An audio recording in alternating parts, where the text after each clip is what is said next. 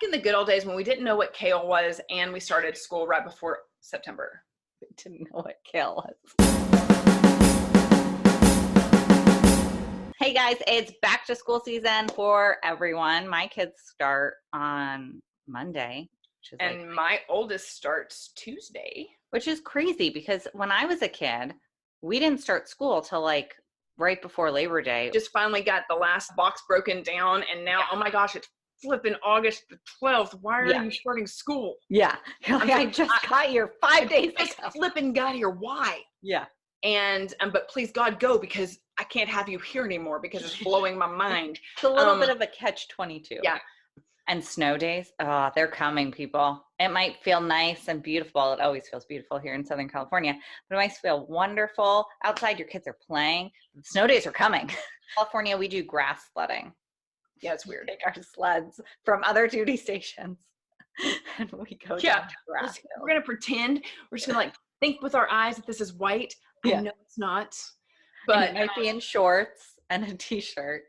But yeah, where my kids are like eating it and I'm laughing because all the snow is like piling up in their face. Yeah. School starts. It's an epic 8 p.m. lights out every night, and we bathe on a regular basis. And not the pool bath, like an actual. No, like an actual with soap and water. But it also entails, lunch packing. Oh, that's the worst. I hate, with every fiber of my being, I hate packing lunches. Yes. That's the one thing I don't miss in the summer. I was a school lunch kid, and I was also a latchkey kid. And let me say it by myself, I think when I was like 9. Yeah. Things you need as a military family when you are going back to school.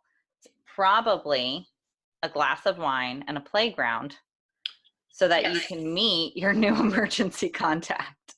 You're also going to need a Google sheet, like a Google Doc sheet of all your previous addresses and your kids' school's addresses, because that has to go on there too. And holy mother of God, it is so complicated to try and go back and be like, okay, especially if you have multiple kids, being like, okay, Johnny was in 3rd grade here, but then we moved here for half of 4th grade, and like trying to figure out where they were, what school it was, what address you were at, like what address the school has. And like Michelle mentioned before, a box of school records is a great thing to have too. I think too, going to those orientations for school and stuff, when you learn how to do the carpool line. Yes. Because people will eat your face if you do it the wrong way. Oh yeah. And we're new. Like for many military families, we're coming into this for the first time, and the carpool line that you did at your last base or duty station is probably not the same as you do it here. But for military families, especially when you are moving frequently, and most people think that military families only move like every 3 years. That's not the case. True. And our girls, Layla was super jazzed when we got here last year, and she goes, I'm gonna have 2 grades at the same school. I know. Are you kidding? Yeah. We were in 3 different places in a 15-month time period.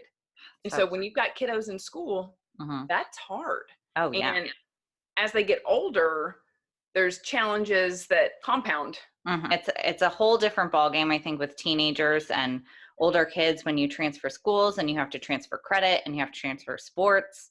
There's a ton of different resources out there that you can utilize. Michelle has a list of different resources that you can reach out to that are military based. Yeah, I know that there's the Military Interstate Children's Compact. It's like a agreement among different states that assist military kids to help like make the transfer between schools less challenging. A group called the Military Child Education Coalition.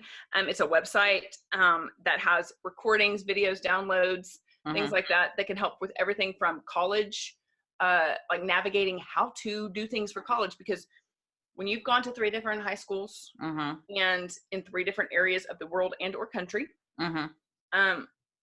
and you're trying to compile everything and you don't know who to go to, that can be helpful.